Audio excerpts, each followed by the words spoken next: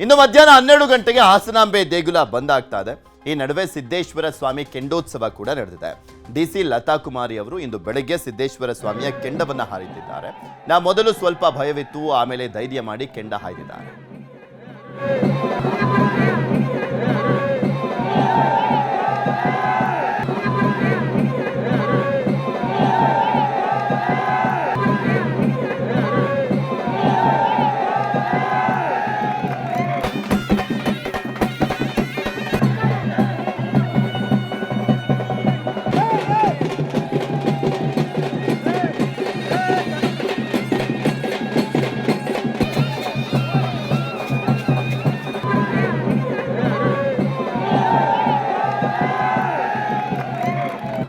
ಇದು ಬೆಂಗಳೂರನ್ನ ಬೆಚ್ಚಿ ಬೀಳಿಸುವಂತ ಘಟನೆ. ಮಗನನ್ನ ಕಟ್ಟಿ ಹಾಕಿ ಮಹಿಳೆ ಮೇಲೆ ಗ್ಯಾಂಗ್ ರೇಪ್ ಅನ್ನ ಮಾಡಲಾಗಿರುವಂತದ್ದು ಬೆಂಗಳೂರಿನಲ್ಲಿ ನಡೆದಿರುವಂತ ಒಂದು ಘಟನೆ.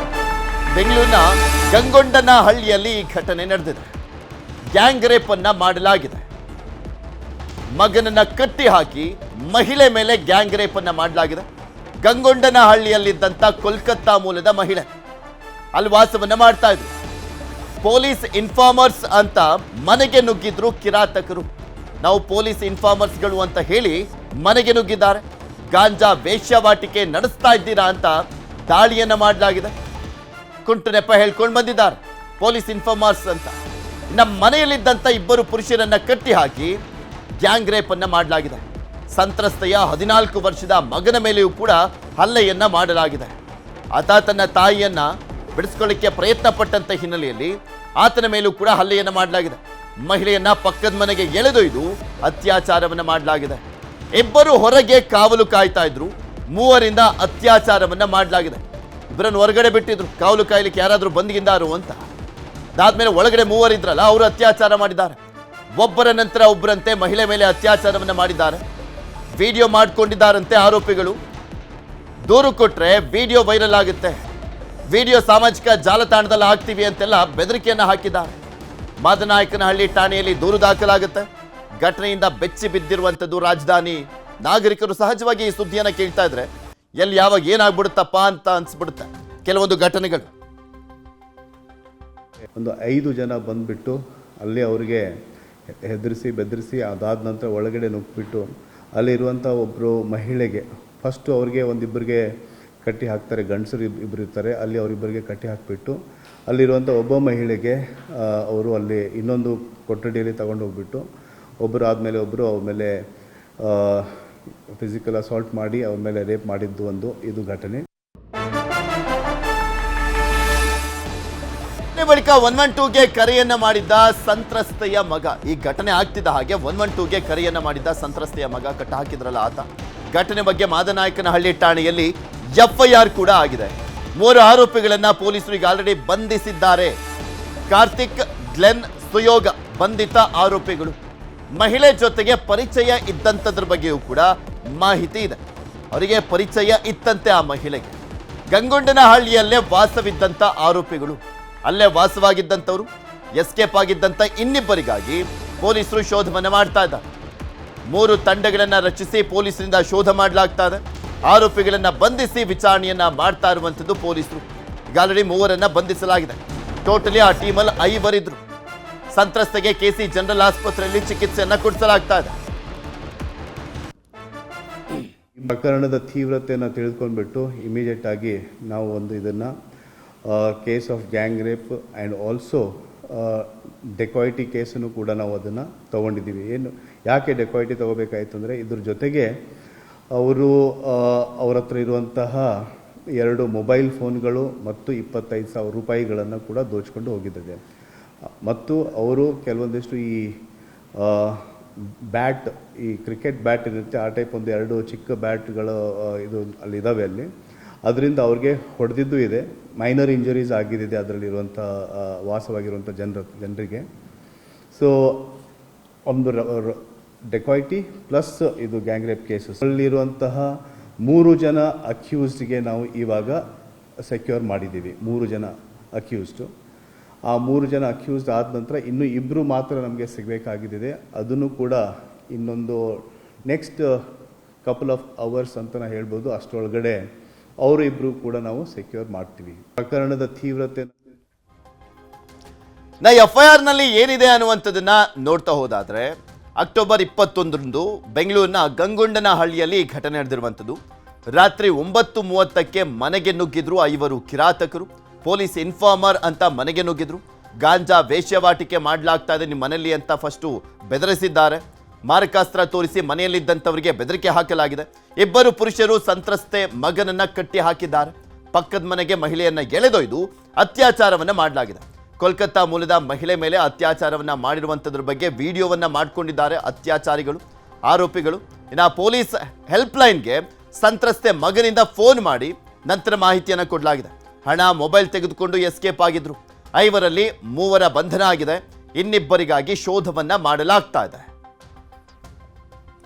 ಇದ್ರ ಬಗ್ಗೆ ಇನ್ನಷ್ಟು ಮಾಹಿತಿಯನ್ನ ಕೊಡ್ತಾ ಹೋಗ್ತಾರೆ ನಮ್ಮ ಪ್ರತಿನಿಧಿ ಗಂಗಾಧರ್ ನಮ್ಮ ಜೊತೆ ನೇರ ಸಂಪರ್ಕದಲ್ಲಿ ಜಾಯ್ನ್ ಆಗಿದ್ದಾರೆ. ಗಂಗಾಧರ್, ಈಗ ರೇಪ್ ಮಾಡಿದಂಥವರಲ್ಲಿ 3 ಬಂಧನ ಆಗಿದ್ದಾರಲ್ಲ, ಅವ್ರು ಯಾರು, ಎಷ್ಟೇಜ್ನವರು, ಮತ್ತೆ ಮಹಿಳೆಗೆ ಪರಿಚಯ ಅಂತ ಕೂಡ ಹೇಳಲಾಗ್ತಾ ಇದೆ, ಮತ್ತೊಂದ್ ಕಡೆ ಪೊಲೀಸ್ ಇನ್ಫಾರ್ಮರ್ಸು ಅಂತ ಕೂಡ ಹೇಳಲಾಗ್ತಾ ಇದೆ. ಹೇಗೆ ಅದು ಅಂತ? ಪೃಥ್ವಿರಾಜ್, ಪ್ರಮುಖವಾಗಿ ಮಾದನಾಯಕನಹಳ್ಳಿಯ ಗಂಗೊಂಡನಲ್ಲಿ ನಡೆದಂಥ ಈ ಒಂದು ರೇಪ್ ಪ್ರಕರಣವನ್ನ ಪೊಲೀಸರು ಗಂಭೀರವಾಗಿ ತೆಗೆದುಕೊಂಡಿದ್ದಾರೆ. ಹಿರಿಯ ಅಧಿಕಾರಿಗಳು ಕೂಡ ನಿನ್ನೆ IGP ಲಾಬುರಾಮ ಒಂದು ಟೀಮ್ ಕೂಡ ಸ್ಪಾಟ್ಗೆ ವಿಸಿಟ್ ಮಾಡಿ ಪರಿಶೀಲನೆ ಕೂಡ ಮಾಡಿರುವಂಥದ್ದು, ಸ್ಥಳೀಯರಿಂದ ಕೂಡ ಮಾಹಿತಿಯನ್ನ ತೆಗೆದುಕೊಂಡಿದ್ದಾರೆ. ಆದರೆ ಇಲ್ಲಿ ಪ್ರಮುಖವಾಗಿ ಸಂತ್ರಸ್ತ ಮಹಿಳೆಯರ ಒಂದು ವಿಚಾರಕ್ಕೆ ಸಂಬಂಧಪಟ್ಟಂತೆ ಆರೋಪಿಗಳೇನಿದ್ದಾರೆ ಅದರಲ್ಲಿ 3 ಆರೋಪಿಗಳು ಸಿಕ್ಕಿದ್ದಾರೆ. ಅದರಲ್ಲಿ ಪ್ರಮುಖ ಆರೋಪಿ ನವೀನ್ ಅನ್ನೋ ಕೂಡ ಆತನನ್ನು ಕೂಡ ಸಿಕ್ಕಿರಲಿಲ್ಲ, ಆತ ರಾತ್ರಿ ವಶಕ್ಕೆ ಪಡೆದಿದ್ದಾರೆ ಅಂತ ಕೂಡ ಹೇಳಲಾಗ್ತಾ ಇರುವಂಥದ್ದು. ಆದರೆ ಇಲ್ಲಿ ಇರುವಂಥದ್ದು ಪಿಣ್ಯ ಪೊಲೀಸರ ಒಂದು ಇನ್ಫಾರ್ಮರ್ಸ್ ಅಂತ ಹೇಳ್ಕೊಂಡು ನಾವು ಅವರು ವೇಶ್ಯವಾಟಿಕೆ ಮತ್ತೆ ಗಾಂಜಾವನ್ನ ಮಾಡ್ತಾ ಇದ್ದೀರಿ ಅಂತೇಳಿ ಒಳಗಡೆ ಎಂಟ್ರಿ ಆಗಿರುವಂಥದ್ದು, ಬ್ಯಾಟ್ಗಳನ್ನ ಹಿಡ್ಕೊಂಡು ಅನಂತರ ಅವರ ಮೇಲೆ ಹಲ್ಲೆ ಮಾಡಿ ವಿಕೃತವಾಗಿ ಆಕೆಯ ಮೇಲೆ, ಸಂತ್ರಸ್ತ ಮಹಿಳೆ ಮೇಲೆ ಒಬ್ಬೊಬ್ಬರಾಗಿ ಇವರು 3 ಮಂದಿ ಆರೋಪಿಗಳು, ಕಾರ್ತಿಕ್ ಆಗಿರ್ಬೋದು ಅಥವಾ ನವೀನ್ ಆಗಿರ್ಬೋದು, ಮತ್ತೋರ್ವ ಆರೋಪಿ ಅವರ ಆಕೆಯ ಮೇಲೆ ಗ್ಯಾಂಗ್ ರೇಪ್ ಅನ್ನ ಮಾಡಿ ವಿಡಿಯೋವನ್ನು ಕೂಡ ರೆಕಾರ್ಡ್ ಮಾಡಿಕೊಂಡು ಯಾರಿಗಾದ್ರೂ ಹೇಳಿದ್ರೆ ಅದನ್ನು ವೈರಲ್ ಮಾಡ್ತೀವಿ ಅಂತೇಳಿ ಥ್ರೆಟ್ ಮಾಡಿ ಮನೆಯಲ್ಲಿ ರಾಬರಿ ಮಾಡಿರುವಂಥದ್ದು ಈ ಪ್ರಕರಣವನ್ನೇನಿದೆ ಅದನ್ನು ಗಂಭೀರವಾಗಿ ತೆಗೆದುಕೊಂಡಿದ್ದಾರೆ. ಮತ್ತೆ ಒಂದು ಕಡೆ ಇವ್ರಿಗೆ ಪರಿಚಿತ, ಅದರಲ್ಲಿ ಒಬ್ಬ ಆರೋಪಿ ಪರಿಚಿತ ಇದ್ದಾನೆ ಅಂತ ಕೂಡ ಹೇಳಲಾಗ್ತಾರೆ. ಮತ್ತು ಅವರೆಲ್ಲರೂ ಕೂಡ ಸುತ್ತಮುತ್ತ ಏರಿಯಾದವರೇ ಅಂತೇಳಿ. ಮತ್ತೆ ಈ ಗಂಗೊಂಡನಹಳ್ಳಿ ಏನಿದೆ ಇದು ಔಟ್ಸ್ಕರ್ಟ್, ಅಂದ್ರೆ ಹಳ್ಳಿಯ ಸುತ್ತಲಿರುವಂತಹ ತೋಟದಲ್ಲಿ ಒಂದು ಲೇಔಟ್ ಅನ್ನ ನಿರ್ಮಾಣ ಮಾಡ್ಕೊಂಡು, ಸುತ್ತಲೂ ಕೂಡ ಲೇಔಟ್ಗಳನ್ನಿದೆ, ಆ ಒಂದು ತೋಟಗಳಲ್ಲಿ ಲೇಔಟ್ ಮಾಡಿಕೊಂಡು ಒಂಟಿ ಮನೆಗಳನ್ನ ಇಲ್ಲಿ ನಿರ್ಮಾಣವನ್ನ ಮಾಡ್ಕೊಂಡಿರುವಂಥದ್ದು. ಅದರಲ್ಲಿ 3 ಹಂತದ ಮನೆಗಳನ್ನ ಮೋಲ್ಡ್ ಮನೆ ಇರುವಂಥದ್ದು. ಅದರಲ್ಲಿ 2 ಮನೆಗಳಲ್ಲಿ ಇವರು ಉಳ್ಕೊಂಡಿದ್ರು. ಅದರಲ್ಲಿ ಒಂದು ಮನೆಯಲ್ಲಿ ಇವರು ಅಟ್ಯಾಕ್ ಮಾಡಿ ಹೊಡೆದು ಆನಂತರ ಮತ್ತೊಂದು ಮನೆ ಒಳಗಡೆ ಎಳ್ಕೊಂಡು ಹೋಗಿ ಈ ರೀತಿ ಅತ್ಯಾಚಾರವನ್ನ ಮಾಡಿರುವಂಥದ್ದು ಬಗ್ಗೆ ಸದ್ಯ ಪೊಲೀಸರು ಕೂಡ ಅದ್ರ ಬಗ್ಗೆ ತನಿಖೆಯನ್ನ ಮಾಡ್ತಾ ಇದ್ದಾರೆ. ಈಗ ACP ಅಂಡ್ ಟೀಮ್ ಏನಿದೆ ಈಗ ಸ್ಟೇಷನ್ಗೆ ಅವರು ವಿಸಿಟ್ ಮಾಡಿದ್ದಾರೆ. ವಿಸಿಟ್ ಮಾಡಿ ಸ್ಟೇಷನ್ ಅಲ್ಲಿ ಈಗ ಎಂಕ್ವೈರಿಯನ್ನ, ಆರೋಪಿಗಳನ್ನ ವಿಚಾರಣೆ ಕೂಡ ಮಾಡಲಾಗ್ತಾ ಇರುವಂಥದ್ದು. ಮತ್ತೆ ಪ್ರೀ ಪ್ಲಾನ್ಡ್ ಆಗಿ ಇವರು ಒಳಗಡೆ ಹೋಗಿರುವಂಥದ್ದು ಏನಿದೆ ಅದಕ್ಕೂ ಮೊದಲು ಏನಾದರೂ ಪ್ಲಾನ್ ಮಾಡಿದ್ರ, ಮತ್ತೆ ಸಂತ್ರಸ್ತ ಮಹಿಳೆಗೂ ಅದರಲ್ಲಿರುವಂಥ ಓರ್ವ ಆರೋಪಿಗೆ ಏನಾದರೂ ಪರಿಚಯ ಇತ್ತಾ, ಮತ್ತೆ ಯಾವ ಕಾರಣಕ್ಕೆ ಇವರು ಪ್ರೀ ಪ್ಲಾನ್ ಮಾಡ್ಕೊಂಡು ಒಳಗಡೆ ಎಂಟ್ರಿ ಆಗಿದ್ರು, ಇದನ್ನು ಉಳಿದ 2 ಆರೋಪಿಗಳು ಜೊತೆಗೆ ಈ 5 ಮಂದಿ ಆರೋಪಿಗಳಿಗೂ ಯಾವ ರೀತಿ ಸಂಪರ್ಕ ಇತ್ತು, ಏನೆಲ್ಲ ಕೆಲಸಗಳು ಇವರು ಮಾಡ್ತಾ ಇದ್ರು ಅನ್ನೋದ್ರ ಬಗ್ಗೆ ಮಾಹಿತಿಯನ್ನು ಪಡ್ಕೊಳ್ತಾ ಇರುವಂಥದ್ದು. ಸದ್ಯ ACP ಜಗದೀಶ್ ಅವರು ಏನಿದ್ದಾರೆ ಟೀಮ್ ಅವರು ನೋಡ್ಬೋದು, ಸದ್ಯ ಅವರು ಕೂಡ ವಿಸಿಟ್ ಮಾಡಿದ್ದಾರೆ ಸ್ಟೇಷನ್, ಅವರು ಕೂಡ ಬಂದಿರುವಂಥದ್ದು. ಅವರು ಕೂಡ ಅದ್ರ ಬಗ್ಗೆ ಮಾಹಿತಿಯನ್ನು ಪಡ್ಕೊಂಡು ಈಗ ಆರೋಪಿಗಳನ್ನ ವಿಚಾರಣೆ ಮಾಡುವಂಥ ಪ್ರಕ್ರಿಯೆಯಲ್ಲಿ ಅವರು ಕೂಡ ಮುಂದಾಗಿದ್ದಾರೆ. ಆದರೆ ಅದರಲ್ಲಿ ಆರೋಪಿಗಳು ವಿಡಿಯೋವನ್ನು ಮಾಡ್ಕೊಂಡಿದ್ರು ಅಂತೇಳಿ ಆ ಸಂತ್ರಸ್ತ ಮಹಿಳೆ ಹೇಳಿರುವಂಥದ್ದು, ಮತ್ತೆ ಯಾವ ಮೊಬೈಲಲ್ಲಿ ಇವರು ರೆಕಾರ್ಡ್ ಮಾಡ್ಕೊಂಡಿದ್ರು ಅನ್ನೋ ಬಗ್ಗೆ ಈಗ ಆರೋಪಿಗಳ ಮೊಬೈಲ್ಗಳನ್ನು ಕೂಡ ಈಗ ವಶಕ್ಕೆ ಪಡ್ಕೊಂಡಿರುವಂಥದ್ದು. ಮತ್ತೆ ಸಂತ್ರಸ್ತೆ ಆತಂಕದಲ್ಲಿರುವಂಥದ್ದು ಮತ್ತೆ ಭಯದ ಭೀತಿಯಲ್ಲಿರುವಂಥದ್ದು ನಿಟ್ಟಿನಲ್ಲಿ ಆಕೆಗೂ ಕೂಡ KC ಜನರಲ್ ಆಸ್ಪತ್ರೆಯಲ್ಲಿ ಟ್ರೀಟ್ಮೆಂಟ್ ಅನ್ನ ಕೊಡಿಸಿದ್ದಾರೆ. ಮತ್ತೆ ಮೆಡಿಕಲ್ಗೆ ಪ್ರತ್ಯೇಕವಾಗಿ ಬೇರೆ ಒಂದು ಮನೆಯಲ್ಲೇ ಆಕೆಯನ್ನ ಇರಿಸಿರುವಂಥದ್ದು. ಮತ್ತೆ ಅವರ ಫ್ಯಾಮಿಲಿ ಕಾಂಟ್ಯಾಕ್ಟ್ ಇರ್ಬೋದು, ಯಾಕಂದ್ರೆ ಕೋಲ್ಕತ್ತಾ ಮೂಲದಿಂದ ಬಂದು ಇಲ್ಲಿ ಕಳೆದ 1 ವರ್ಷದಿಂದ ಬಾಡಿಗೆ ಮನೆಯಲ್ಲಿ ವಾಸವಾಗಿದ್ರು ಅಂತೇಳಿ. ಜೊತೆಯಲ್ಲಿ ಇಲ್ಲಿ ಏನೊಂದು ಮೆಹಂದಿ ಹಾಕಿರಬಹುದು, ಮತ್ತೆ ಮದುವೆ ಕಾರ್ಯಕ್ರಮಗಳಲ್ಲಿ ಆಕೆ ಹೋಗಿ ಕೋಲ್ಕತ್ತಾ ಮೂಲದವರ ಅವರ ಒಂದು ಫ್ಯಾಮಿಲಿ ಮೆಂಬರ್ಸ್ ಆಗಿರ್ಬೋದು, ಸಂಬಂಧಿಕರ ಜೊತೆಯಲ್ಲಿ ಕೆಲಸಗಳನ್ನ ಮಾಡ್ತಾ ಇದ್ರು ಅನ್ನೋದ್ರ ಬಗ್ಗೆ ಮಾಹಿತಿ ಇರುವಂಥದ್ದು. ಈ ನಿಟ್ಟಿನಲ್ಲಿ ಅವರ ಫ್ಯಾಮಿಲಿ ಮೆಂಬರ್ಸ್ ಅನ್ನು ಕೂಡ ಕಾಂಟ್ಯಾಕ್ಟ್ ಮಾಡುವಂಥ ನಿಟ್ಟಿನಲ್ಲಿ ಆರೋಪಿಗಳ ಪತ್ತೆ ಕಾರ್ಯ ಜೊತೆಯಲ್ಲಿ ಇವರು ಅಟ್ಯಾಕ್ ಮಾಡಿರುವಂಥ ರೀತಿ ಇದೆ. ಮತ್ತೆ ಪೊಲೀಸ್ ಇನ್ಫಾರ್ಮರ್ ಅಂತ ಹೇಳಿ ಬಳಸಿರುವಂತಹ ವಿಚಾರ ಏನಿದೆ ಅವೆಲ್ಲ ಬಗ್ಗೆ ಬೇರೆ ಯಾರಾದರೂ ಕಾಂಟ್ಯಾಕ್ಟ್ ಇದ್ದಾರಾ, ಮತ್ತೆ ಇವರು ಯಾವ್ಯಾವ ಹಿಂದೆ ಏನಾದರೂ ಹಳೆ ಕೇಸ್ಗಳಲ್ಲಿ ಏನಾದರೂ ಭಾಗಿಯಾಗಿದ್ದಾರೆ ಅನ್ನೋದ್ರ ಬಗ್ಗೆ ಕೂಡ ಪೊಲೀಸರು ಮಾಹಿತಿಯನ್ನ ಪಡ್ಕೊಳ್ತಾ ಇರುವಂಥದ್ದು. ಇದು ಸಿಟಿ ಒಳಗಡೆ ಬೇರೆ ಆಗಿರುವಂತದ್ದಲ್ವಾ, ಅತ್ಯಾಚಾರ ಆಗುವಂತ ಸಂದರ್ಭದಲ್ಲಿ ಆ ಮಹಿಳೆ ಕಿರ್ಚಾಡ್ಲಿಲ್ವಂತ, ಅಕ್ಕಪಕ್ಕದ ಮನೆಯಲ್ಲೂ ಕೂಡ ಯಾರು ಇರ್ಲಿಲ್ವಂತ, ಯಾರು ಆಕೆಯ ರಕ್ಷಣೆಗೆ ಬರ್ಲಿಲ್ವಂತ. ಪೃಥ್ವಿರಾಜ್, ಇನ್ನೊಂದು ಅಂತಂದ್ರೆ ಅದು ಔಟ್ಸ್ಕಟ್, ಅಂದ್ರೆ ಇದು ಊರೇನಿದೆ ಹಳ್ಳಿಯಿಂದ ಹೊರಗ ಇರುವಂತ ತೋಟಗಳಲ್ಲಿ ನಿರ್ಮಾಣವಾಗಿರುವಂತಹ ಮನೆಗಳಲ್ಲಿ ಅದು ಒಂಟಿ ಮನೆಗಳು, ಸುತ್ತಮುತ್ತಲೂ ಕೂಡ ಅಲ್ಲಿ ನಿರ್ಜನ ಪ್ರದೇಶದ ರೀತಿಯಲ್ಲಿ ಇರುವಂತಹ ಮನೆಗಳು. ಹೀಗಾಗಿ ಅಲ್ಲಿ 3 ಮನೆಯಲ್ಲಿ 2 ಮನೆಗಳಲ್ಲಿ ಉಳ್ಕೊಂಡಿದ್ದಾರೆ, ಒಂದು ಮನೆಯಲ್ಲಿ ಇನ್ನೊಬ್ರು ಕೂಡ ಇರುವಂಥದ್ದು. ಇವರು ನೇರವಾಗಿ ಹೋಗಿ ಯಾರು ಕೂಡ ಕಿರ್ಚಾಡಬಾರ್ದು ಅಂತೇಳಿ ಹಲ್ಲೆಗಳನ್ನ ಮಾಡಿದ್ದಾರೆ. ಮತ್ತೆ ಯಾರು ಕೂಡ ಹೊರಗಡೆ ಬರದ ರೀತಿಯಲ್ಲಿ ಡೋರ್ಗಳನ್ನ ಲಾಕ್ ಮಾಡ್ಕೊಂಡಿರುವಂಥದ್ದು.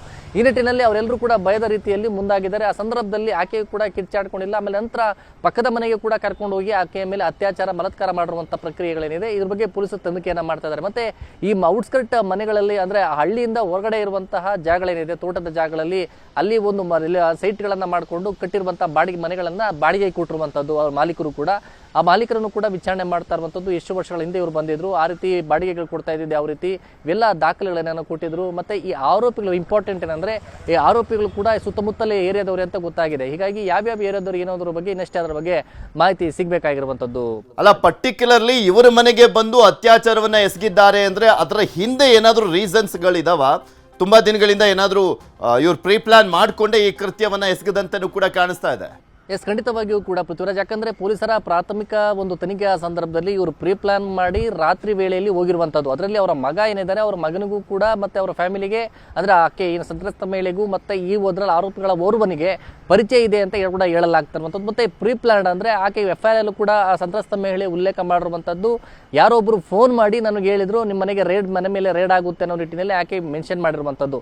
ಈ ನಿಟ್ಟಿನಲ್ಲಿ ಅಂದ್ರೆ ಇವೆಲ್ಲವೂ ಕೂಡ ವಿಚಾರಗಳು ಸಂತ್ರಸ್ತ ಮಹಿಳೆ ಗೊತ್ತಾಗಿದೆ ಅಂತ, ಯಾರೋ ಬರ್ತಾರೆ ಅನ್ನೋ ಮಾಹಿತಿ ಆಕೆಗೂ ಕೂಡ ಗೊತ್ತಾಗಿದೆ. ಆದ್ರೆ ಪೀಣ್ಯ ಪೊಲೀಸರ ಇನ್ಫಾರ್ಮರ್ಸ್ ಅಂತೇಳಿ ಒಳಗಡೆ ಎಂಟ್ರಿ ಆಗಿರುವಂತಹ ಒಂದು ಪ್ರೊಸೀಜರ್ ಏನಿದೆ, ಮತ್ತೆ ಬ್ಯಾಟ್ ಆಗಿರ್ಬೋದು, ವೆಪನ್ಸ್ ಅನ್ನ ಇಟ್ಕೊಂಡು ಒಳಗಡೆ ಹೋಗಿರುವಂತಹ ಪ್ರಕ್ರಿಯೆಗಳನ್ನ ನೋಡೋದಾದ್ರೆ ಇವೆಲ್ಲವೂ ಕೂಡ ಪ್ರೀ ಪ್ಲಾನ್ಡ್ ಅಂತ ಗೊತ್ತಾಗ್ತಾ ಇರುವಂತದ್ದು. ಅದರಲ್ಲಿ ಪ್ರಮುಖ ಆರೋಪಿ ನವೀನ್ ಅಂತ ಏನಿದ್ದಾನೆ ಆತನೇ ಇದೆಲ್ಲ ಮಾಸ್ಟರ್ ಮೈಂಡ್ ಅಂತ ಕೂಡ ಹೇಳಲಾಗ್ತಾ ಇದೆ. ಜೊತೆಲಿ ಇವ್ರು ಗ್ಯಾಂಗ್ ಅನ್ನ ಕಟ್ಕೊಂಡು ಮಾಡಿದ್ರೆ ಕುಡಿದ ಮತ್ತಿನಲ್ಲಿ ಆ ಒಂದು ಡ್ರಿಂಕ್ಸ್ ಅನ್ನ ಮಾಡಿ ಇವರು ಒಳಗಡೆ ಎಂಟ್ರಿ ಆಗಿ ಅದೇ ಮತ್ತಿನಲ್ಲಿ ಇವರೆಲ್ಲರೂ ಕೂಡ ಒಂದು ವಿಕೃತಿಯನ್ನ ಮೆರೆದಿರುವಂತಹ ಒಂದು ವಿಚಾರಕ್ಕೆ ಸಂಬಂಧಪಟ್ಟಂತೆ ತನಿಖೆಯನ್ನ ಮಾಡಿ ವಿಚಾರಣೆಯನ್ನ ಮಾಡ್ತಾ ಇದ್ದಾರೆ.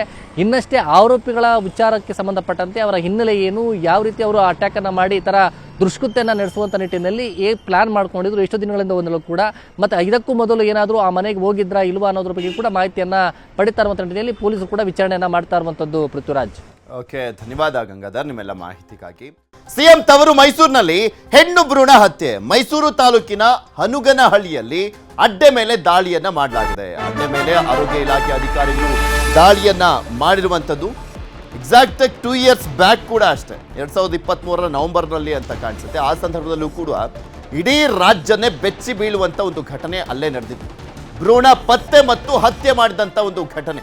ಸುಮಾರು 900ಕ್ಕೂ ಹೆಚ್ಚಿನ ಪ್ರಕರಣಗಳು ಆಗಿತ್ತು. ಆ ಒಂದು ಪ್ರಕರಣವನ್ನ, ದೊಡ್ಡ ಜಾಲವನ್ನ ಭೇದಿಸಿದ್ರು ಪೊಲೀಸರು. ಈಗ ಮತ್ತದು ಇನ್ನೂ ಕೂಡ ಕಂಟಿನ್ಯೂ ಆಗ್ತಾ ಇದೆ ಮೈಸೂರಿನಲ್ಲಿ. ಐಷಾರಾಮಿ ಮನೆಯಲ್ಲಿ ಸ್ಕ್ಯಾನಿಂಗ್ ಮಾಡ್ತಾ ಇದ್ದಂತ ಗ್ಯಾಂಗ್ ಹೆಣ್ಣು ಭ್ರೂಣ ಪತ್ತೆ ಆದ್ರೆ ಕೊಲ್ತಾ ಇತ್ತು ಈ ಗ್ಯಾಂಗು. ಇಲ್ಲಿ 2 ಅಪರಾಧ, 2 ಕೂಡ ನಿಷೇಧ ಇದೆ. ಹೆಣ್ಣು ಭ್ರೂಣ ಪತ್ತೆ ಮತ್ತು ಹತ್ಯೆ. ಲಕ್ಷ ಹಣ ಪಡೆದು ಗರ್ಭಪಾತವನ್ನ ಮಾಡ್ತಾ ಇತ್ತು ಈ ತಂಡ. ಮೈಸೂರಿನಲ್ಲಿ ಆ ಟೈಮ್ನಲ್ಲಿ ಸಾಕಷ್ಟು ಕಡೆ ರೇಡ್ ಅನ್ನ ಮಾಡಲಾಗಿತ್ತು. ಸ್ಕ್ಯಾನಿಂಗ್ ಸೆಂಟರ್ಗಳ ಮೇಲೂ ಕೂಡ ರೇಡ್ ಮಾಡಲಾಗಿತ್ತು. ಇಷ್ಟಾದ್ರೂ ಕೂಡ ಕಮ್ಮಿ ಆಗಿಲ್ಲ ನೋಡಿ. ಅಲ್ಲಿ ಗ್ರಾಮೀಣ ಭಾಗದ ಮಹಿಳೆಯರನ್ನ ಟಾರ್ಗೆಟ್ ಮಾಡಲಾಗ್ತಾ ಇತ್ತು. ಹೆಣ್ಣು ಮಗುವಾದ್ರೆ ನಿರ್ದಯವಾಗಿ ಗರ್ಭಪಾತವನ್ನ ಮಾಡಿಸ್ತಾ ಇದ್ರು ಪಾಪಿಗಳು. 2 ಮಹಿಳೆಯರು ವಶಕ್ಕೆ ಪಡೆಯಲಾಗಿದೆ. ಕೆಲವರು ಪರಾರಿ ಆಗಿದ್ದಾರೆ. ಕೃತ್ಯಕ್ಕೆ ಬಳಸಿದ್ದಂತ ಪರಿಕರಗಳನ್ನ ಸೀಸ್ ಮಾಡಲಾಗಿದೆ.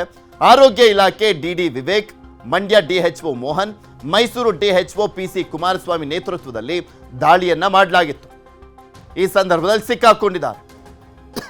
ಈ ಹಿಂದೆ 2 ವರ್ಷಗಳ ಹಿಂದೆ ಹೇಳ್ತಾ ಇದ್ನಲ್ಲ, ಸುಮಾರು 900ಕ್ಕೂ ಹೆಚ್ಚಿನ ಪ್ರಕರಣಗಳು ಹತ್ಯೆ ಮತ್ತು ಪತ್ತೆ ಮಾಡಿದಂಥ ವಿಚಾರಕ್ಕೆ ಸಂಬಂಧಪಟ್ಟಂತೆ ಅದು ಇಡೀ ರಾಜ್ಯದಲ್ಲೇ ಸಂಚಲನ ಉಂಟು ಮಾಡಿತ್ತು. ವಿಧಾನಮಂಡಲ ಅಧಿವೇಶನದಲ್ಲೂ ಕೂಡ ಚರ್ಚೆ ಆಗಿತ್ತು. ಕಠಿಣ ಕ್ರಮವನ್ನ ಕೈಗೊಳ್ಳಬೇಕು ಅನ್ನುವಂಥ ನಿಟ್ಟಿನಲ್ಲಿ ಸೂಚನೆ ಕೂಡ ಹೋಗಿತ್ತು. ಪೊಲೀಸರು ಕ್ರಮವನ್ನ ಕೂಡ ಕೈಗೊಂಡಿದ್ರು. ಇಷ್ಟಾದರೂ ಕೂಡ ಎಚ್ಚೆತ್ತುಕೊಂಡಿಲ್ಲ. ಇನ್ನೂ ಕೂಡ ಗರ್ಭಪಾತವನ್ನ ಮಾಡುವಂಥದ್ದು, ಭ್ರೂಣ ಪತ್ತೆ ಹಚ್ಚುವಂಥದ್ದು ಇದು ನಡೀತಾನೆ ಇದೆ ನಿರಂತರವಾಗಿ ಮೈಸೂರಿನಲ್ಲಿ. ಇದ್ರ ಬಗ್ಗೆ ಇನ್ನಷ್ಟು ಮಾಹಿತಿಯನ್ನ ಕೊಡ್ತಾ ಹೋಗ್ತಾರೆ ನಮ್ಮ ಮೈಸೂರಿನ ಪ್ರತಿನಿಧಿ ಆನಂದ್. ನಮ್ಮ ಜೊತೆ ನೇರ ಸಂಪರ್ಕದಲ್ಲಿ ಜಾಯ್ನ್ ಆಗಿದ್ದಾರೆ. ಆನಂದ್, 2 ವರ್ಷಗಳ ಹಿಂದೆನೂ ಕೂಡ ಒಂದು ದೊಡ್ಡ ಜಾಲವನ್ನ ಭೇದಿಸಿದ್ರು ಪೊಲೀಸರು. ಇಡೀ ರಾಜ್ಯದಾದ್ಯಂತ ಚರ್ಚೆ ಆಗಿದ್ದಂತ ಒಂದು ಪ್ರಕರಣ. ಬಟ್ ಸ್ಟಿಲ್ ಇದು ಇನ್ನೂ ಕಂಟಿನ್ಯೂ ಆಗ್ತಾ ಇದೆಯಲ್ಲ ಮೈಸೂರಿನಲ್ಲಿ ಅಂತ? ನಿಜಕ್ಕೂ ಕೂಡ, ಯಾಕಂತ ಹೇಳಿದ್ರೆ ಮೈಸೂರಿನ ಸಿಟಿಯ ಸುಮಾರು 10 ಕಿಲೋಮೀಟರ್ ವ್ಯಾಪ್ತಿಯಲ್ಲೇ ಈ ಘಟನೆ ಆಗಿರುವಂತದ್ದು.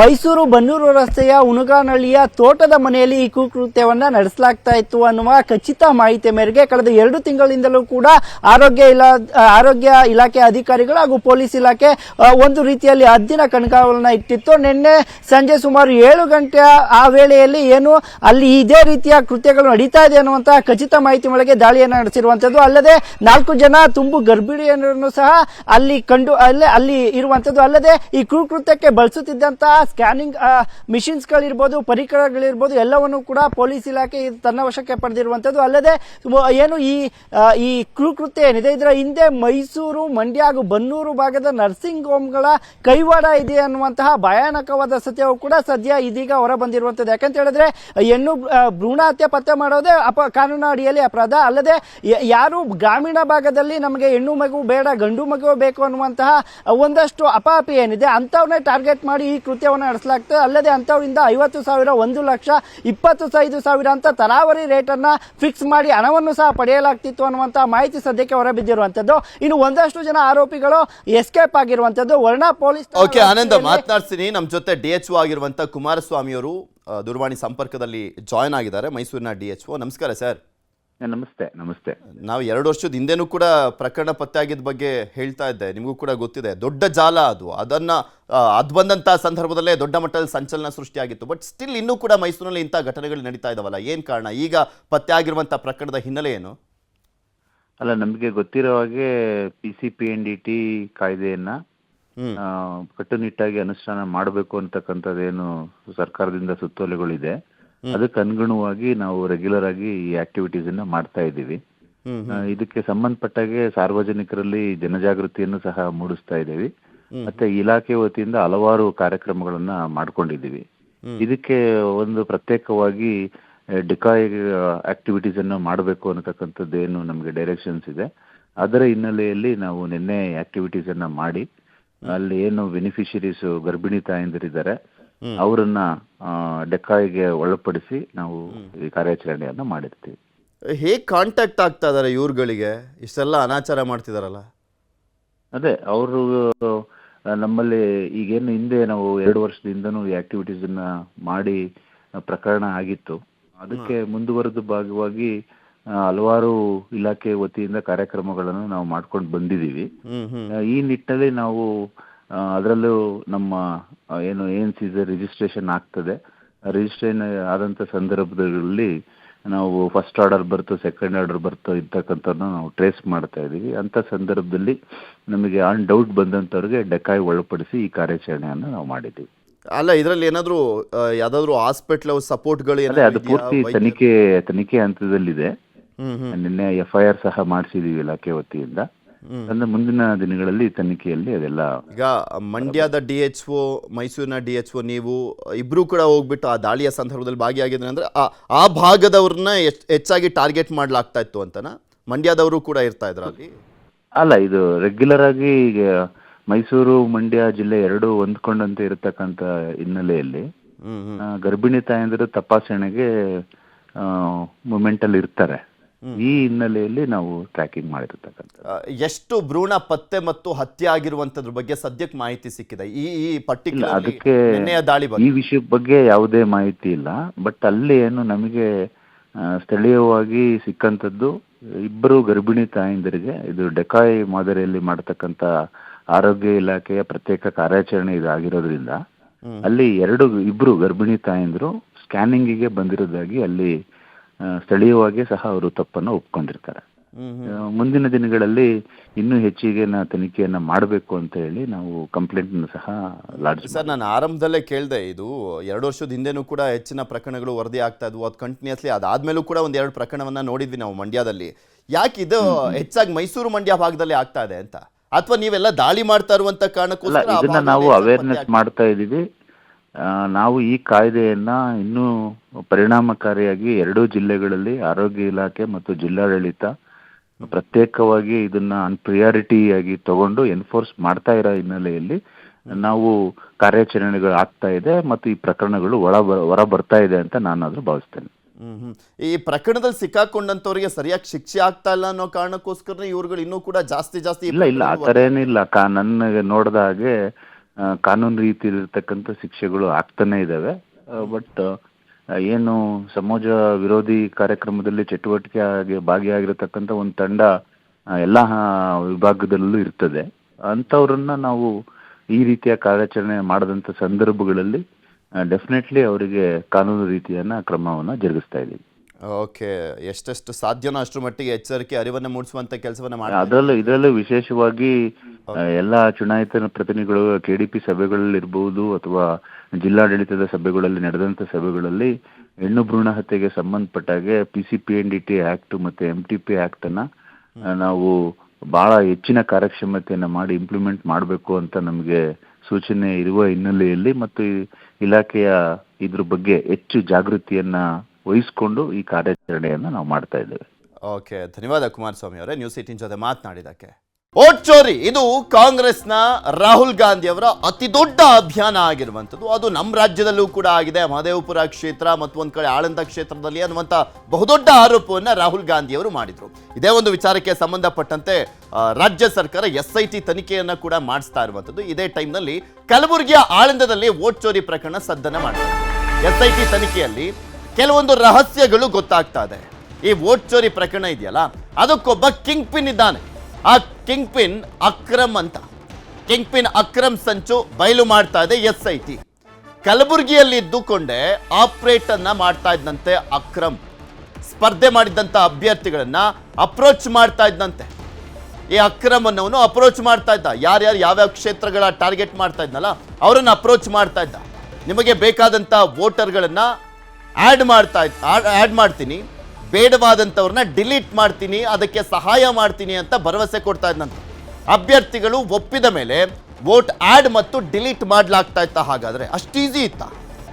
ಹಂಗಾದ್ರೆ ಇಲ್ಲಿ ಚುನಾವಣಾ ಏನಿದೆ ಇಲಾಖೆ ಇದೆ, ಆ ಒಂದು ಅಂದರೆ ಸರ್ವರನ್ನೇ ಹ್ಯಾಕ್ ಮಾಡಬೇಕಾಗತ್ತೆ. ಅವರ ಒಂದು ಪೋರ್ಟಲನ್ನೇ ಹ್ಯಾಕ್ ಮಾಡಬೇಕಾಗತ್ತೆ. ಇವ್ರು ಏನಾದರೂ ಡಿಲೀಟು ಆ್ಯಡ್ ಮಾಡಬೇಕು ಅನ್ನೋದಾದರೆ. ಅಷ್ಟೊಂದು ಪ್ರಭಾವ ಇತ್ತ ಈತನಿಗೆ. ಹ್ಯಾಕನ್ನು ಮಾಡುವಷ್ಟು ತುಂಬ ಟೆಕ್ನಾಲಜಿಯನ್ನು ಯೂಸ್ ಮಾಡ್ತಾ ಇದ್ನ ಗೊತ್ತಿಲ್ಲ. ಕಿಂಗ್ ಪಿನ್ ಅಕ್ರಮ್ ಜೊತೆ 5 ಜನರ ತಂಡ ಕೆಲಸವನ್ನ ಮಾಡಿತ್ತು. ಅಸ್ಲಾಂ, ಅಶ್ಫಾಕ್, ನದೀಮ್ ಸೇರಿದಂತೆ 5 ತಂಡದಿಂದ ಕೆಲಸವನ್ನ ಮಾಡಲಾಗ್ತಾ ಇತ್ತಂತೆ.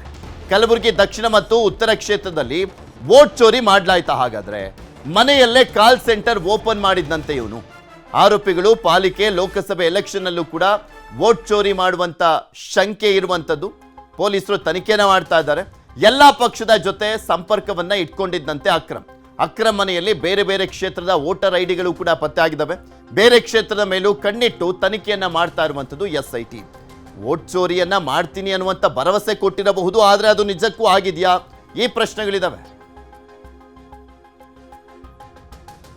ಇದ್ರ ಬಗ್ಗೆ ಇನ್ನಷ್ಟು ಮಾಹಿತಿಯನ್ನ ಕೊಡ್ತಾ ಹೋಗ್ತಾರೆ ನಮ್ಮ ಕಲಬುರಗಿಯ ಪ್ರತಿನಿಧಿ ಅರುಣ್ ಕುಮಾರ್ ಕದಂ ನಮ್ಮ ಜೊತೆ ನೇರ ಸಂಪರ್ಕದಲ್ಲಿ ಜಾಯ್ನ್ ಆಗಿದ್ದಾರೆ. ಅರುಣ್, ಈತ ವೋಟ್ ಚೋರಿ ಮಾಡ್ತಾ ಇದ್ದ, ಆರೋಪಗಳೇನೋ ಕೇಳಿ ಬರ್ತಾ ಇದೆ, ಆ್ಯಡ್ ಮತ್ತೆ ಡಿಲೀಟ್ ಮಾಡ್ತಾ ಇದ್ದ ವೋಟರ್ಸ್ಗಳನ್ನ ಅಂತ. ಅಷ್ಟು ಈಸಿನ? ಅಂದ್ರೆ ಚುನಾವಣಾ ಆಯೋಗದ ವೆಬ್ಸೈಟ್ ಅನ್ನೇ ಹ್ಯಾಕ್ ಮಾಡಬೇಕಾಗತ್ತೆ. ಅಷ್ಟು ಈಸಿ ಇದ್ದಿದ್ರೆ ಇನ್ನೂ ಏನೇನೆಲ್ಲ ಆಗ್ಬಿಟ್ಟಿರೋದು ನಮ್ಮ ದೇಶದಲ್ಲೆಲ್ಲ. ಈತ ಹೇಗೆ ಮಾಡ್ತಾ ಇದ್ದಂತೆ? ಪೊಲೀಸರಿಗೆ ಗೊತ್ತಾಗಿದೆಯಂತ ಈತ ಆ್ಯಡ್ ಮತ್ತೆ ಡಿಲೀಟ್ ಮಾಡ್ತಾ ಇದ್ದಿದ್ದು?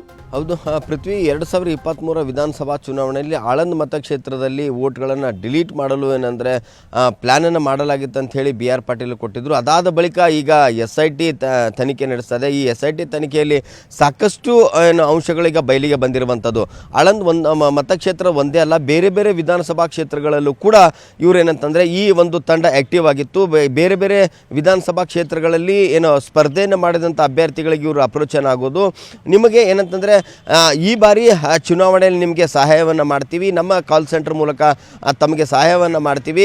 ಹಾಗೆ ಇದು ಒಂದು ಏನಂತಂದರೆ ಮತಗಳನ್ನು ಆ್ಯಡ್ ಮಾಡೋದಾಗಲಿ ಮತ್ತು ಮತಗಳನ್ನು ಡಿಲೀಟ್ ಮಾಡೋದು ಎರಡೂ ಕೂಡ ನಾನು ಮಾಡ್ತೀವಿ ಅಂಥೇಳಿ ಅವ್ರ ಹತ್ರ ಕೂತ್ಕೊಂಡು ಮಾತುಕತೆಯನ್ನು ಮಾಡ್ತಾಯಿದ್ರು. ಈ ಅಕ್ರಮ್ ಏನಂತಂದ್ರೆ ಈ ಒಂದು ತಂಡದ ಕಿಂಗ್ ಪಿನ್ ಆಗಿರುವಂಥದ್ದು. ಇವನೇ ಏನಂತಂದರೆ ಆ್ಯಡ್ ಮಾಡೋದಾಗಲಿ ಮತ್ತು ಡಿಲೀಟ್ ಮಾಡೋದ್ರ ಬಗ್ಗೆ ಈಗ ಅಭ್ಯರ್ಥಿಗಳನ್ನು ಹೋಗಿ ಮೀಟ್ ಆಗುವಂಥ ಕೆಲಸ ಕೂಡ ಮಾಡ್ತಾ ಇದ್ದ. ಕಲಬುರಗಿ ಇದೆ 2023 ವಿಧಾನಸಭಾ ಅಷ್ಟೇ ಅಲ್ಲ, ಈ ಹಿಂದೆ ಕೂಡ ವಿಧಾನಸಭಾ ಚುನಾವಣೆಗೂ ಮುಂಚೆ ಏನು ಕಲಬುರಗಿ ಮಹಾನಗರ ಪಾಲಿಕೆ ಚುನಾವಣೆ ನಡೆದಿದ್ದು, ಆ ಒಂದು ಚುನಾವಣೆಯಲ್ಲೂ ಕೂಡ ಈ ಒಂದು ತಂಡವನ್ನು ಕೆಲಸ ಮಾಡಿದೆ ಅನ್ನೋದೀಗ ಏನು ಅನುಮಾನ ಕೂಡ ಈಗ ವ್ಯಕ್ತವಾಗ್ತಾ ಇರುವಂಥದ್ದು. ಈ ಏನಂತಂದರೆ ಅದು ಆಳಂದ್ ಒಂದೇ ಕ್ಷೇತ್ರ ಅಲ್ಲ, ಬೇರೆ ಬೇರೆ ಕ್ಷೇತ್ರಗಳಲ್ಲೂ ಕೂಡ ಈತ ಕಲಬುರಗಿ ದಕ್ಷಿಣ ಮತ್ತು ಕಲಬುರಗಿ ಉತ್ತರ ಮತಕ್ಷೇತ್ರದಲ್ಲೂ ಕೂಡ ಮತಗಳನ್ನು ಆ್ಯಡ್ ಮಾಡಿರುವಂಥ ಏನು ಸಂಶಯ ಕೂಡ ವ್ಯಕ್ತವಾಗಿರುವಂಥದ್ದು. ಹಾಗಾಗಿ ಈ ಬಗ್ಗೆ SIT ಕೂಡ ಈಗ ತನಿಖೆಯನ್ನು ಆರಂಭ ಮಾಡಿರುವಂಥದ್ದು. ಯಾವ್ಯಾವ ಮತಕ್ಷೇತ್ರಗಳಲ್ಲಿ ಈತ ಏನು ಮಾಡಿದ್ದ, ಅಲ್ಲದೆ ಈ ಏನು ಅಕ್ರಮವನ್ನು ಮನೆಯಲ್ಲಿ ಏನಂತಂದರೆ ವೋಟರ್ ಐಡಿಗಳನ್ನು ಸಿಕ್ಕಿದ್ದು. ಆ ಒಂದು ವೋಟರ್ ಐಡಿಗಳಂತಂದರೆ ಬೇರೆ ಬೇರೆ ವಿಧಾನಸಭಾ ಕ್ಷೇತ್ರಗಳ ವೋಟರ್ ಏನು ಐಡಿಗಳನ್ನು ಸಿಕ್ಕಿರುವಂಥದ್ದು ಎಲ್ಲೋ ಒಂದು ಕಡೆ ಅನುಮಾನಕ್ಕೆ ಎಡೆ ಮಾಡಿಕೊಟ್ಟಿರುವಂಥದ್ದು. ಹೀಗಾಗಿ ಆ ಆ್ಯಂಗಲ್ನಲ್ಲೂ ಕೂಡ ಈಗ SIT ತನಿಖೆಯನ್ನು ಚುರುಕುಗೊಳಿಸಿರುವಂಥದ್ದು. ಇನ್ನೂ ಏನಂತಂದರೆ ಕಲಬುರಗಿ ನಗರದಲ್ಲಿ 5 ಜನ ಏನು ಆರೋಪಿ ಇದ್ದಾರೆ, ಅವರ ಆರೋಪಿಗಳ ಮನೆ ಅಲ್ಲದೆ ಮಾಜಿ ಶಾಸಕರಾದಂಥ ಸುಭಾಷ್ ಗುತ್ತೇದಾರ್ ಅವರ ಮನೆ ಮೇಲೆ ಕೂಡ ಅವರ ಪುತ್ರನ ಮನೆ ಮೇಲೆ ದಾಳಿ ಮಾಡಿ ಅಲ್ಲಿ ಕೂಡ ಸರ್ಚನ್ನು ಮಾಡಿದರು. ಹೀಗಾಗಿ ಇನ್ನೂ ಏನಂತಂದರೆ ಬೇರೆ ಬೇರೆ ವಿಧಾನಸಭಾ ಕ್ಷೇತ್ರದ ಎಲ್ಲ ಪಕ್ಷದ ಅಭ್ಯರ್ಥಿಗಳು ಯಾರ್ಯಾರು ಇವ್ರ ಜೊತೆ ಸಂಪರ್ಕದಲ್ಲಿರೋದ್ರ ಬಗ್ಗೆ ಈಗ SIT ಮಾಹಿತಿಯನ್ನು ಕಲೆ ಹಾಕ್ತಾ ಇರುವಂಥದ್ದು. ಆ ಒಂದು ಕ್ಷೇತ್ರದಲ್ಲಿದ್ದಂಥ ಯಾವುದೇ ಅದರಿಂದ ಏನಾದರೂ ಕ್ಲೂ ಅನ್ನು ಸಿಕ್ಕರೆ ಅವರ ಮನೆ ಮೇಲೆ ಕೂಡ ದಾಳಿ ಮಾಡುವಂಥ ಸಾಧ್ಯತೆ ಇರುವಂಥದ್ದು. ಈತ ಏನಂತಂದರೆ ಬಟ್ಟೆ ವ್ಯಾಪಾರನ ಮಾಡಿಕೊಂಡು ಏನು ಆ ಜೀವನನ ಮಾಡ್ತಿದ್ದ. ಆತ ಯಾರು ಆತನಂತಂದರೆ ಅಲ್ಲಿ ಇದ್ದಂತಹ ಏನು ಏರಿಯಾದಲ್ಲಿದ್ದಂಥ ಅವರು ಯಾರ ಜೊತೆನೂ ಕೂಡ ಜಾಸ್ತಿ ಬೆರಿತಾ ಇರಲಿಲ್ಲ. ಇವನು ಏನಂತಂದರೆ ಮನೆಯಲ್ಲೇ ಕಾಲ್ ಸೆಂಟರ್ನ ಮಾಡಿಕೊಂಡು ಏನು ವೋಟರ್ ಏನು ಡಿಲೀಟ್ ಮಾಡೋಕ್ಕೆ ಏನು ವ್ಯವಸ್ಥೆ ಫಾರಮ್ ನಂಬರ್ 7 ಇದೆ ಅದನ್ನು ಫಿಲಪ್ ಮಾಡೋದು ಕಳಿಸೋದು. ಅದು OTP ಅಂದರೆ ಆ ಒಂದು ಡಿಲೀಟ್ ಮಾಡಲು ಏನು ಅಪ್ಲಿಕೇಶನನ್ನು ಕೊಡ್ತಾರೆ, ಆ ಅಪ್ಲಿಕೇಶನ್ಗೆ ತನ್ನದೇ ಆದಂಥ ನಂಬರ್ಗಳನ್ನು ಕೊಡ್ತಾಯಿದ್ರು. ಸುಮಾರು 8 ನಂಬರ್ಗಳನ್ನು ಈತ ಯೂಸ್ ಮಾಡಿದ್ರು ಅಂತ ಮಾಹಿತಿ ಸಿಗ್ತಾ ಇರುವಂಥದ್ದು. ಅಲ್ಲದೆ ಅವರದ ಪಕ್ಷದ ಕಾರ್ಯಕರ್ತರಿರ್ತಾರೆ, ಅವರ ಮೂಲಕವೇ ಈ ವೋಟ್ರನ್ನು ಆ್ಯಡ್ ಮಾಡೋದಾಗಲಿ ಏನು ಬಾರ್ಡರ್ ಏರಿಯಾಗಳು ಬರ್ತವೆ ಆ ಏರಿಯಾಗಳಲ್ಲಿ ಕೂಡ ಇವರು ಏನಂತಂದರೆ ಆ್ಯಡ್ ಮಾಡುವಂಥ ಕೆಲಸ ಕೂಡ ಮಾಡ್ತಾರೆ. ಅಲ್ಲಿನ ಏನು ಅಡ್ರೆಸ್ಸನ್ನು ತೆಗೆದುಕೊಂಡು ಈ ಒಂದು ವಿಧಾನಸಭಾ ಕ್ಷೇತ್ರಕ್ಕೆ ಏನು ವೋಟರ್ಸ್ಗಳನ್ನು ಆ್ಯಡ್ ಮಾಡೋದಾಗಲಿ ಮತ್ತು ಅವರು ಯಾರ್ಯಾರು ಈ ಏನಂದರೆ ಬೇರೆ ಆ ಪಕ್ಷದ ಅಭ್ಯರ್ಥಿಗಳನ್ನು ಇವರು ಪರವಾಗಿ ಕೆಲಸ ಮಾಡ್ತಾರೆ, ವಿರುದ್ಧವಾದಂಥ ಪಕ್ಷದ ಅಭ್ಯರ್ಥಿಯ ಯಾರ್ಯಾರು ವೋಟರ್ಸ್ಗಳ ಸಾಲಿಡ್ ವೋಟರ್ಸ್ ಇದ್ದಾರೆ ಅವರನ್ನ ಹೆಸರುಗಳನ್ನು ಡಿಲೀಟ್ ಮಾಡೋದು ಅಂತ ಇವರು ಏನಾದ್ರು ಚುನಾವಣಾ ಆಯೋಗದ ವೆಬ್ಸೈಟ್ ಅನ್ನೇ ಹ್ಯಾಕ್ ಮಾಡ್ಬಿಟ್ಟು ಮಾಡಬೇಕಾಗುತ್ತೆ. ಆ ರೀತಿಯಾಗೆಲ್ಲ ಮಾಡ್ತಾ ಇದ್ರಾ?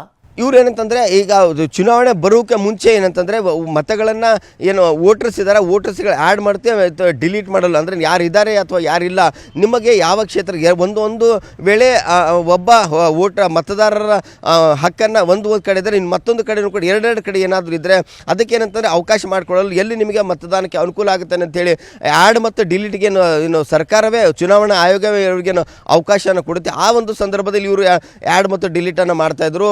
ಅವ್ರಿಗೆ ಏನಂತಂದರೆ ಈಗ ಚುನಾವಣೆ ಏನಾದರೂ ಅಬ್ಜೆಕ್ಷನ್ಗಳಿದ್ದರೆ ವೋಟರ್ ಲೀಸ್ಟ್ನಲ್ಲಿ ಮತ್ತು ವೋಟರ್ಗಳನ್ನು ಏನು